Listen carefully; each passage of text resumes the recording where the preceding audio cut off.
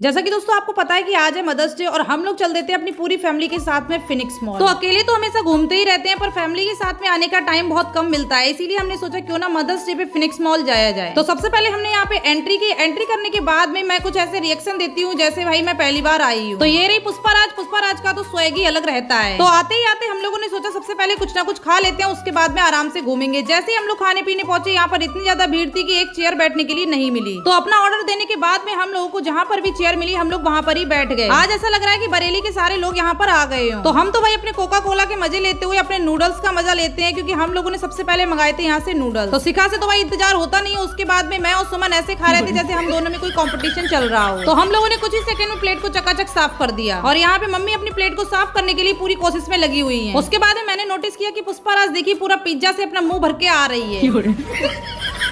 उसके बाद हम पहुंचे पेंटालून्स, जहाँ से हम लोगों को खरीदना कुछ नहीं होता है, बस टाइम पास करने के लिए चले जाते हैं, क्योंकि यहाँ के रेट इतने हाई है कि सुनते ही कान से धुआं निकल जाता है। ये देखो 2899 और ये देखो 3499। अब इनमें ये लोग कौन से ऐसे हीरे मोती लगा देते हैं जिससे इनका प्राइस इतना ज्यादा हाई रखते हैं। तो मैं आपको बता दूं इतने हाई रेट कपड़े के नहीं बल्कि इनकी चमक धमक के हैं। उसके बाद हम लोग पहुंचे ट्रेंड्स में। यहाँ पे भाई काफी अच्छे अच्छे बैग लगे हुए थे, तो हम लोगों ने सोचा क्यों ना ट्राई करके देखते हैं। ये बैग भाई दूसरे कलर का था, अगर व्हाइट कलर का होता तो मैं खरीद लेती। और यहाँ पे हमारी सुमन बहन लगी हुई है अपनी फ्यूचर प्लानिंग के लिए। तो यहाँ से निकलने के बाद में हम लोग पहुंचे उस लोकेशन जिसको देखने के लिए पूरी बरेली के लोग पागल हो गए हैं। तो मॉल से बाहर निकलने के बाद में हम लोगों ने सोचा दिमाग को ठंडा रखने के लिए क्यों ना आइसक्रीम ही खा लें। तो दिमाग को ठंडा कर ही रहे थे, तब तक आ गई ऐसी खबर जिसको सुनकर भाई दिमाग गर्म हो गया। तो गांव से मांगकर हम एक भैया की स्कूटी लेकर आए थे, ये भी खराब हो गई। तो मैंने सोचा थोड़ी कोशिश कर लेती हूँ, क्या पता स्टार्ट हो जाए, पर मेरी सारी कोशिश यहाँ से फेल हो गई। सुमन ने धक्के लगाए फिर भी स्कूटी स्टार्ट नहीं हुई। फिर क्या यहाँ के गार्ड भैया ने बोला कि यहाँ पर स्कूटी खड़ी कर जाओ और यहाँ से आपको लिखनी पड़ेगी एक एप्लीकेशन। तो फटाफट से मैंने यहाँ पर एक एप्लीकेशन लिख दी और स्कूटी को छोड़ा यहीं पे। तो उसके बाद में हम लोग पहुंचे उस लोकेशन पे जहाँ पे हम लोगों को खाना खाना था। तो सबसे पहले हमने यहाँ से अपने एंट्री की। तो यहाँ एंट्री करने के बाद में हमने देखा कि एक भी टेबल यहाँ पर खाली नहीं है। तो फिर क्या हम लोगों को यहाँ पे घंटों इंतजार करना पड़ गया। तो आप लोगों को मैं बता दूं, आप लोग किसी भी दिन आए पर संडे को आप लोग कभी भी मत आना। तो इस ग्राउंड में इतनी ठंडी हवा लग रही थी सिर्फ इसकी वजह से, भाई इसके सामने एसी भी फेल थी। तो यहाँ पे बैठ के सभी लोग ठंडी ठंडी हवा का आनंद लेने लगे। उसके बाद में हम लोगों ने सोचा नहीं था कि हम लोग को यहाँ पर इतना इंतजार करना पड़ेगा, क्योंकि इंतजार की भी एक हद होती है, वो भी हमारी पार हो चुकी थी। और फाइनली हमारा नंबर आ गया और पुष्पाराज डट गई सबसे पहले खाने के लिए, क्योंकि टाइम भी काफी ज्यादा हो गया था और खाना हमारा लेट भी हो गया था। इसी वजह से भाई मैंने जल्दी जल्दी सभी लोगों को सर्व किया ताकि हम लोग जल्दी जल्दी खा के यहाँ से निकल सके। फिर क्या सभी लोगों ने खाना खाया, तब कहीं जाके सभी लोगों के चेहरे पे थोड़ी चमक आई। तो यहाँ से बाहर निकलते ही हमें एक ऐड दिख गया कि गंजापन दूर करें सिर्फ 1 घंटे में। अब ये बताओ कि 1 घंटे में कौन सा गंजापन दूर होता है, भाई क्लिक बेट की भी हद होती है। तो इतना खतरनाक ऐड देखने के बाद में हम लोगों ने यहाँ से भागना ही उचित समझा। तो फटाफट से सभी लोगों ने अपनी स्कूटी स्टार्ट की। अब चलते हैं घर पे, मिलते हैं नेक्स्ट ब्लॉग में, तब तक के लिए बाय बाय।